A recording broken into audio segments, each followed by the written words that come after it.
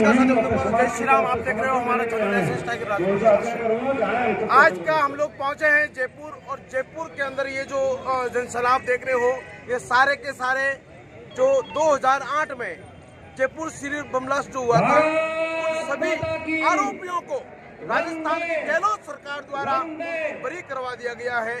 ऐसा इन लोगों का सबका आरोप है, क्योंकि गहलोत सरकार द्वारा उन अपराधियों को सजा दिलाने में कोई भूमिका नहीं निभाई। उनका जो वकील तक ने कोई भूमिका नहीं निभाई। उसी के विरोध में उन अपराधियों को फांसी देने के सारे लोग यहाँ पर हुए हैं। हम आप लोगों को बताएंगे और जानेंगे कि आखिर ये सारा का सारा मामला क्या है। तो आइए हम आपको बताएंगे। जिसको पकड़ा गया था, मैं यही कहना चाहती हूँ कि उन्हें फांसी की सजा सुनाई दे। और अगर ये कांग्रेस अपना ये फैसला नहीं बदलेगी तो आने वाले वोटों के अंदर हम उनको मुंह तोड़ जवाब देंगे। मैं यही चाहती हूँ, क्योंकि कांग्रेस ने आंखें बंद कर रखी है अभी तक। क्यों मैंने अपना परिवार कैसे चलाया। दो पीड़ितों को न्याय दो, पीड़ितों को न्याय दो। आज इस जन आक्रोश का कारण क्या है? सारा जयपुर हिला हुआ है। करूंगा ये ऐसा कार्यक्रम नहीं कि जिसमें हम सबको, जहां जो खड़े अपने अपने स्थान जो खाली हो बैठे, और जब स्थान पूरा भर जाए उसके बाद ही खड़े होकर रहे।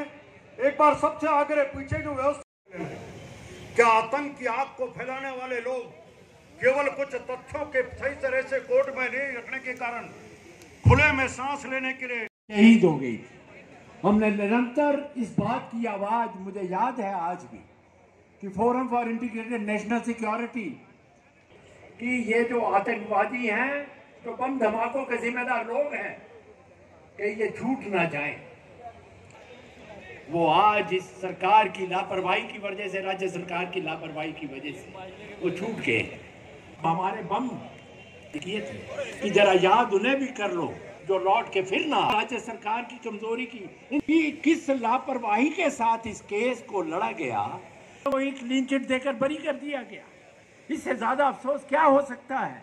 राज्य सरकार के मुखिया ने जिस तरीके से केस डायरी को भरा गया, सब के सब बरी हो गए। ये हमारे लिए बहुत, आज हम सब यहीं पर इकट्ठे हुए हैं।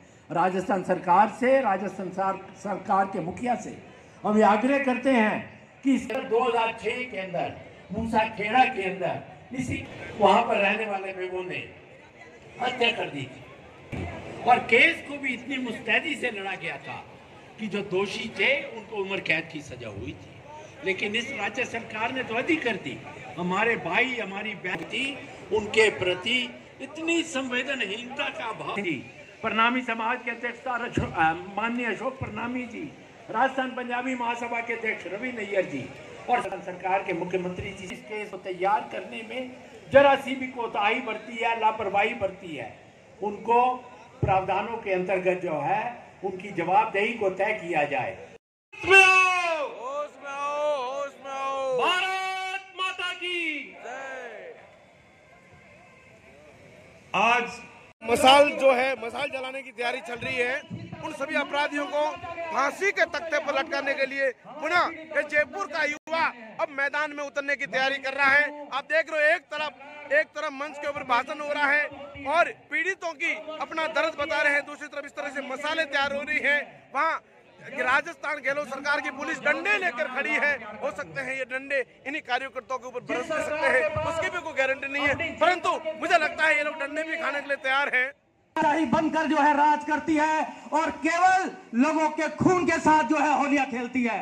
मैं आप सबको अभिवादन करते हुए पूरे सिंधी समाज जयपुर की तरफ से पीड़ितों को और घायलों को जो है श्रद्धा सुमन अर्पित करता हूं। और जो भी सर्व समाज के हमारे बंधु बैठे हुए हैं, जो भी राजनीति बनेगी, सिंधी समाज कंधे से कंधा मिलाकर आपके साथ चलेगा। जहां तक बात राजस्थान हाई कोर्ट की है, कहते हैं कि अगर के पैरवी ढंग से नहीं हो तो मुलजिम भी जो है बरी हो जाता है, और मुलजिम को भी जो है कोर्ट के सामने पैरवी नहीं हो। राजस्थान हाई कोर्ट के अंदर जो हुआ वो किसी के इशारे पर हुआ, किसी योजना के तहत हुआ, या किसी को फायदा पहुंचाने के लिए हुआ। इस बात की जांच होना बहुत जरूरी है। और दूसरा मैं आपको प्रदेश अध्यक्ष सीपी जोशी साहब और राजेंद्र बड़े प्रेम और भाईचारे से रहने वाला जयपुर नगर अपराकाशी धर्म नगरी जिस तरीके से आप लोगों को चेताएगी। अधिक समय नहीं लूंगा। विराजमान सभी मेरा भाई का कसूर सिर्फ इतना था, हर मंगलवार की भांति चांदपोल में हनुमान जी के मंदिर में गया था। आज वही मंगलवार है और लगभग इसी प्रकार का समय था और यहीं पर चांदपोल और सांगरे हनुमान जी के मंदिर के आगे लोग खड़े थे। 71 लोग बेजान होकर जमीन पर गिर गए। चारों ओर चित्कार उठे। मैं तो यही कहूंगा कि सरकार की लचर पैरवाई की स्वीकृति सरकार ने खुद ने कर दी। एक AAG को उसके पद से हटा दिया। सरकार खुद मान रही है कि आतंकवादियों के वकील, बड़े बड़े वकील आए और इस पीड़ितों की तरफ से उन फांसी की सजा पाए, अपराधी फांसी के फंदे पर ही रहे। इसकी पैरवाई करने के लिए सरकार की तरफ से एक छोटा सा वकील।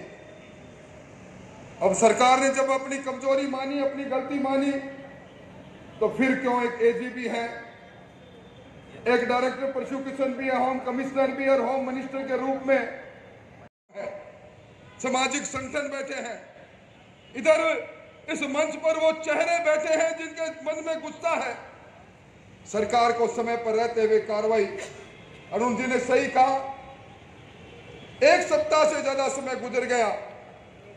मुझे याद आ रहा है सरकार की कुर्सी के पाए हिले, 92 विधायकों ने त्याग पत्र दिया। मैं हाईकोर्ट में पहुंच गया और दूसरे दिन अभिषेक मनु सिंह भी, एक पेशी के 25 लाख लेने वाला वकील मेरे सामने खड़ा हो गया। सरकार के पाए जब NIA जांच करने आती है, 14 जगह में आपत्तिजनक दस्तावेज मिलते हैं राजस्थान में। उस सरकार से हम क्या उम्मीद करेंगे? कन्हैयालाल का सर काटा जाए, जोधपुर के अंदर स्वतंत्रता सेनानी बिस्सा की मूर्ति पर पाक के झंडे लगा दिए जाए, करौली में राम जी की यात्रा करने वालों पर हमला कर दिया जाए, सालासर में राम दरबार को तोड़ा जाए, राजगढ़ अलवर में शिव मंदिर को कटर से काटा जाए। इस सरकार को सिर्फ वोट की फसल चाहिए और मैं समझता हूं एक आह निकली है जयपुर के मन से। ये तो हम सब लोग एक हैं, हम राजनीतिक दलों में काम करते हैं, संत समागम हमारी अगुवाई करते हैं, हमारे सामाजिक संगठन बैठे हैं। इन परिवारों के हर कदम के साथ रहेंगे, जीवन भर रहेंगे। आपकी पीड़ा हमारी पीड़ा है।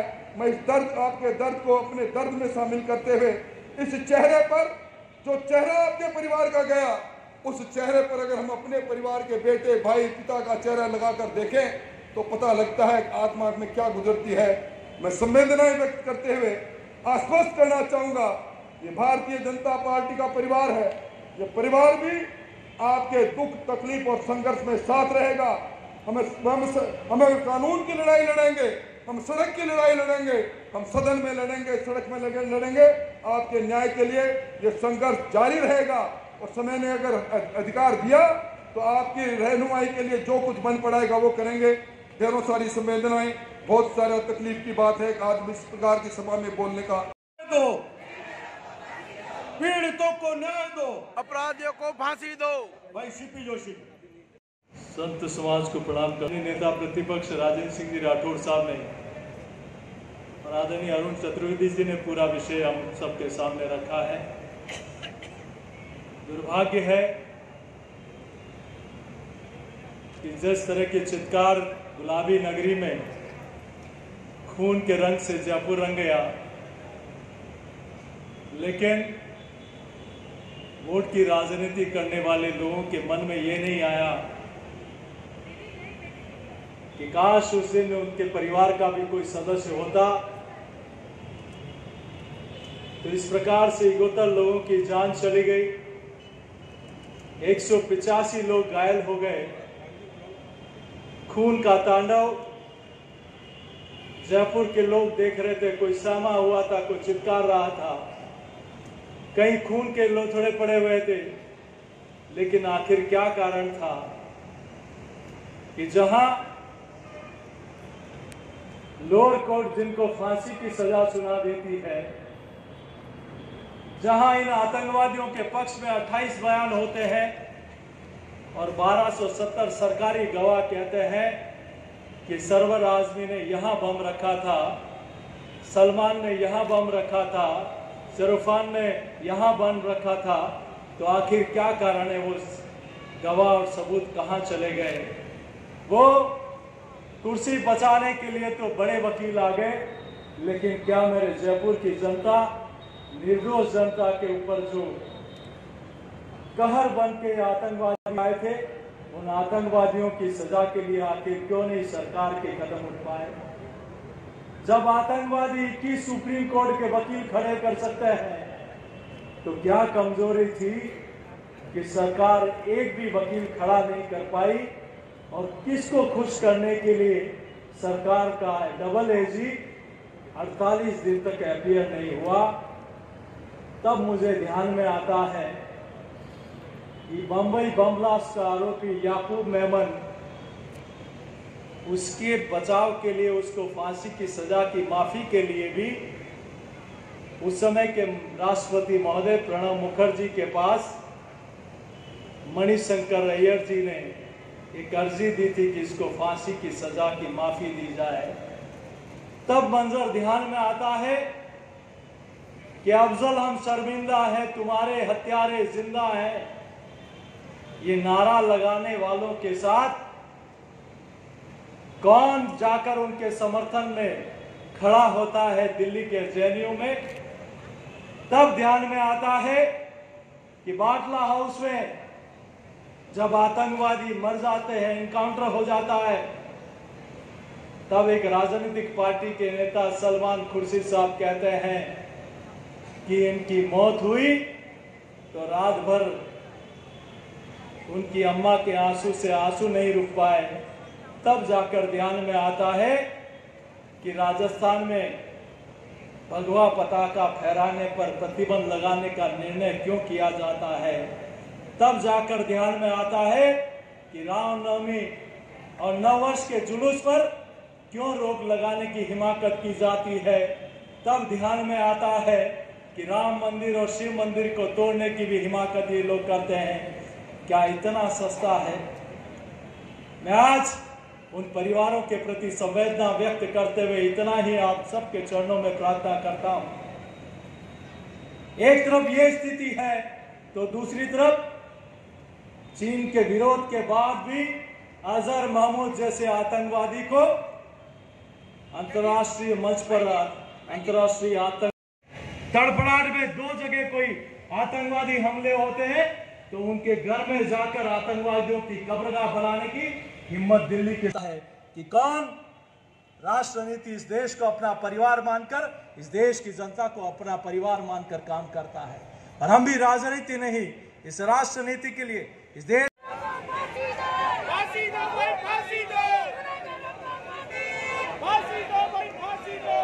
अशोक गहलोत सरकार के खिलाफ आज जयपुर के अंदर, जयपुर की सड़कों, संसद से लगाकर सड़कों तक ये जो आवाज उठ रही है, उन अपराधियों को पुनः फांसी देने के लिए मांग कर रहे हैं। ये जयपुर के अंदर पूरे जो में देख लिया, आप देख रहे हो भारी मात्रा में लोग आज सड़कों पर निकल चुके हैं। एक तरफ पुलिस ने भी अपनी पूरी सुरक्षा की तैयारी कर रखी है।